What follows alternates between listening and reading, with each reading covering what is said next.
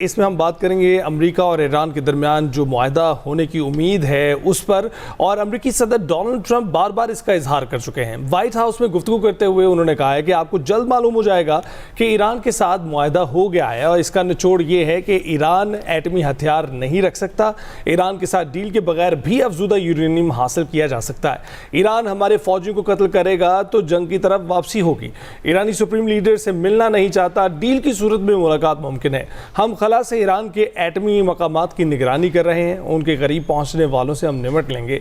उन्होंने कहा कि तनाज़े के खात्मे के लिए रूसी और यूक्रेनी क़यादत की मुलाकात ज़रूरी है। अमेरिकी सदर ट्रंप ने यह भी कहा है कि भारत ने बरसों तक अमेरिका से फ़ायदा उठाया, हम उसके ज़िम्मेदार हैं क्योंकि यहाँ बेवकूफ़ लोग बैठे थे। भारत ने टैरिफ लगाए और अमेरिका में किसी को बताया तक नहीं। उधर ईरानी सुप्रीम लीडर मुश्तबा खामनेई ने अपने एक बयान में कहा है कि ईरानी कौम की बेदारी आज़ादी पसंद दुनिया के लिए बाइस फ़ख्र है। दुश्मन अस्करी मैदान में नाकामी के बाद अब तकसीम पैदा करने की कोशिश कर रहा है। मायूसी, खौफ और तफरका दुश्मन के हाइब्रिड जंगी हथियार हैं। कौमी इत्तेहाद, इस्तकामत और बसीरत से दुश्मन का मुकाबला किया जाए। अवाम में मायूसी फैलाना दुश्मन की मदद के मुतरादिफ है। उधर अमेरिका की आज़ादी की 250वीं सालगिरह की तकरीब से खिताब में वज़ीर आज़म शहबाज शरीफ ने सदर ट्रंप को एक बार फिर मैन ऑफ पीस करार दे दिया है और सदर ट्रंप की बरवक्त मदाखलत से पाकिस्तान और भारत के दरमियान जंगबंदी मुमकिन हुई, इसको एक्नॉलेज किया उन्होंने। और उन्होंने कहा कि जनूबी एशिया में क़याम अमन के लिए सदर ट्रंप के किरदार के शुक्रगुजार रहेंगे। तो इस पर हमने बात करनी है। Air marshal retired Saeed Mohammad Khan साहब हमारे साथ मौजूद हैं, साबिक सफ़ीर हैं, दिफाई तजज़ियाकार हैं। बहुत बहुत शुक्रिया एयर मार्शल साहब हमें ज्वाइन करने के लिए। गुड मॉर्निंग, कैसे हैं आप? Bismillahirrahmanirrahim. Ali and Hina, very good morning to you both also and to all your viewers. Thank you so much for joining us sir. सबसे पहले तो जिस तरीके से सदर ट्रंप बार बार ये जिक्र कर रहे हैं कि अमेरिका ईरान जो पीस जो मुआहिदा है, अमन मुआहिदा है, वो जल्द हो जाएगा, और दूसरी तरफ फिर हमें कहीं ना कहीं उकताहट का शिकार भी दिखाई दे रहे हैं। जो डिले इस अमन मुआहिदे में आ रहा है उस पर क्या कहेंगे?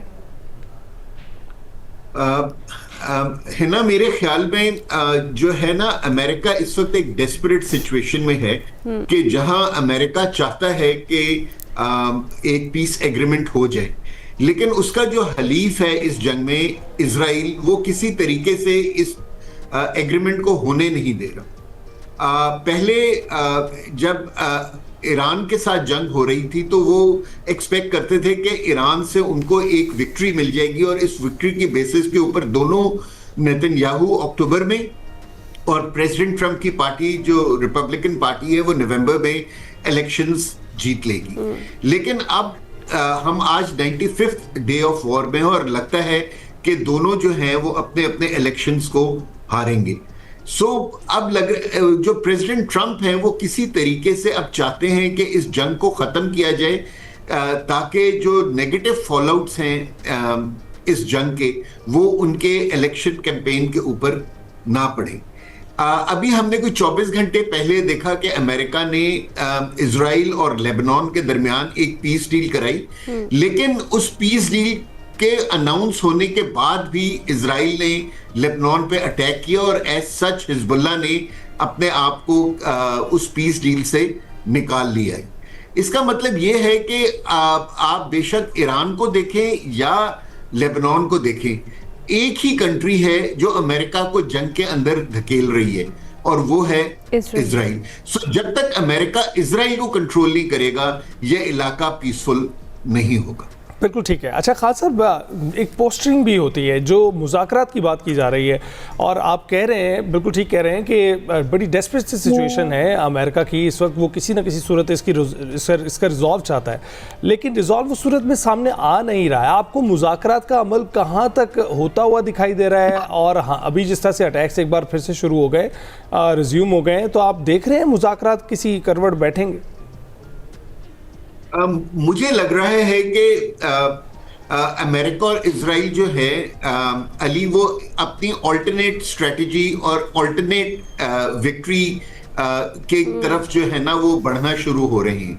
उनको ये अंदाजा हो गया है कि गल्फ में और ईरान के खिलाफ उनको मिलिट्री विक्ट्री मिलना मुश्किल है।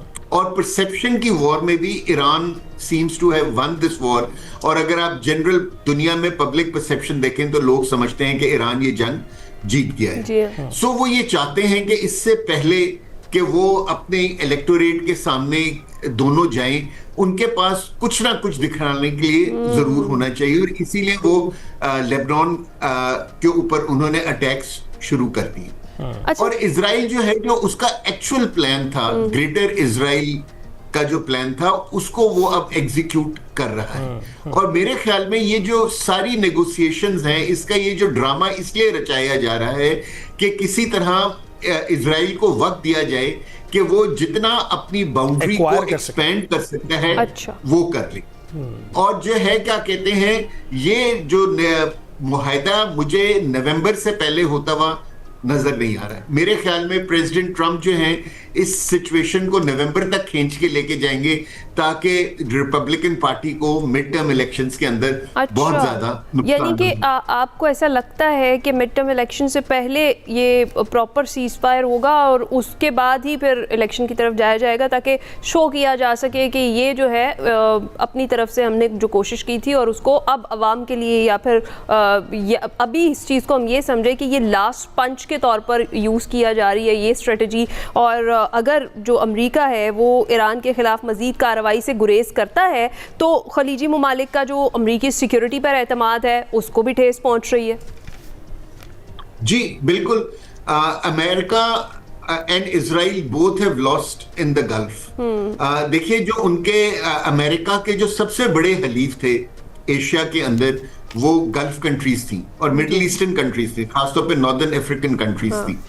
लेकिन इस कॉन्फ्लिक्ट के बाद उनको एहसास हो गया है कि अमेरिका हमें एक full proof security against Iran provide नहीं कर सकता। सो जितनी गल्फ कंट्रीज हैं जो पर्शियन गल्फ के अंदर जिनके पोर्ट्स हैं और जो अपनी तिजारत पर्शियन गल्फ और गल्फ ऑफ ओमान के थ्रू करते हैं, तो उनको जो है वो अब चाहेंगे कि इस जगह वो एक पीस एंड ट्रैंक्विलिटी हो और ईरान के साथ उनके ताल्लुकात ऐसे हों कि उनको जो है, क्या कहते हैं, दोबारा जंग की स्टेट में ना जाना पड़े। सो मेरे ख्याल में ईरान भी इस चीज को समझ गया है और इसीलिए वो स्ट्रेट ऑफ हॉर्मुज को एक बहुत इंटेलिजेंटली एज अ टूल या एज अ वेपन इस्तेमाल कर रहा है। और अगर वो गल्फ कंट्रीज और ईरान के अंदर एक मुआहदा हो जाता है पीसफुल को एग्जिस्टेंस का, तो अमेरिकन इन्फ्लुएंस भी और इब्राहिम अकॉर्ड और इजराइल का इन्फ्लुएंस भी गल्फ के अंदर बहुत कम हो जाएगा।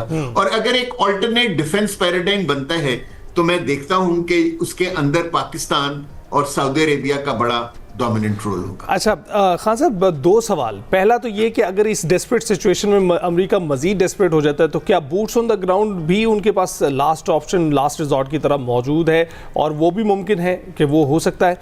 और दूसरा ये कि ये जो अभी सवाल किया गया एक सहाफ़ी की जानिब से डोनाल्ड ट्रंप से कि सीज़ फायर किसको कहते हैं, और उनका ही कहना था कि जिस इलाके की हम बात कर रहे हैं वहाँ पर शूटिंग इन अ मॉडरेट मैनर को सीज़ फायर कहते हैं। इस पर आप क्या कहेंगे? देखिए, जो आपके उसका जो पहला सवाल था, सॉरी कैन यू अपने क्वेश्चन का बूट्स ऑन द ग्राउंड की कितनी बूट्स ऑन ग्राउंड? मेरे ख्याल में अली, अमेरिका और इजराइल बूट्स ऑन ग्राउंड नहीं करेंगे। उनको अल्टीमेट विक्ट्री तो सिर्फ बूट्स ऑन ग्राउंड ही से मिल सकती है। देखिए, जब इन्होंने 28 फेब को ये जंग शुरू की थी तो उन्होंने अपने 3 ऑब्जेक्टिव्स बड़े क्लियरली डिफाइन किए थे कि हम चाहते हैं कि एक रेजिम चेंज हो, दूसरा हम ये चाहते हैं कि उनकी न्यूक्लियर कैपेबिलिटी कंप्लीटली ऑब्लिटरेट हो जाए, और थर्ड ये है कि हम उनकी मिसाइल प्रोडक्शन फैसिलिटीज को डिस्ट्रॉय करना चाहते हैं। वो आज 3 महीने के बाद भी इनमें से कोई भी अपना हदफ अचीव नहीं कर सकेंगे। और अगर वो ये हदफ अचीव करना चाहते हैं तो उनको अपने बूट्स ऑन ग्राउंड करने पड़ेंगे। लेकिन बूट्स ऑन ग्राउंड का मतलब ये है अली के बहुत ज्यादा डेड बॉडीज जो हैं वो अमेरिका और इजराइल जाएंगी। और डेफिनेटली मैं ये नहीं कह रहा कि ईरान विल विन और लूज, मैं ये कह रहा हूं कि दोनों तरफ जो है ना डिस्ट्रक्शन बहुत होगी। ईरान के पास शायद ये हिम्मत है कि वो डेड बॉडीज को बर्दाश्त कर सकते हैं, लेकिन शायद अमेरिकन पब्लिक अब डेड बॉडीज को एक्सेप्ट ना करें, क्योंकि पहली मर्तबा अली हम ये देख रहे हैं अमेरिका में कि एक अमेरिकन प्रेसिडेंट जो है वो एक अनपॉपुलर वॉर को आगे लेके चल रहे हैं। और प्रेसिडेंट ट्रंप को बहुत एहसास हो गया है कि इस जंग की वजह से उनकी पॉपुलैरिटी विद इन अमेरिका बहुत बुरी तरह हर्ट हुई है। सो अगर डेड बॉडीज जाएंगी तो फिर और ज्यादा क्या कहते हैं उनकी पॉपुलैरिटी नीचे जाएगी और इसका बहुत ज्यादा इफेक्ट होगा नवंबर में। और अगर नवंबर में रिपब्लिकन पार्टी इलेक्शंस हार जाती है तो वो he'll become a lame duck president for the next 2 years of his tenure. दुरुस्त। बहुत शुक्रिया। Air marshal retired Saeed Mohammad Khan साहब हमारे साथ मौजूद थे। और ईरान अमेरिका मुज़ाकरात में रुकावट कहाँ पर आ रही है, इस सिचुएशन पर हम बात कर रहे थे। अभी ब्रेक पर जाएंगे।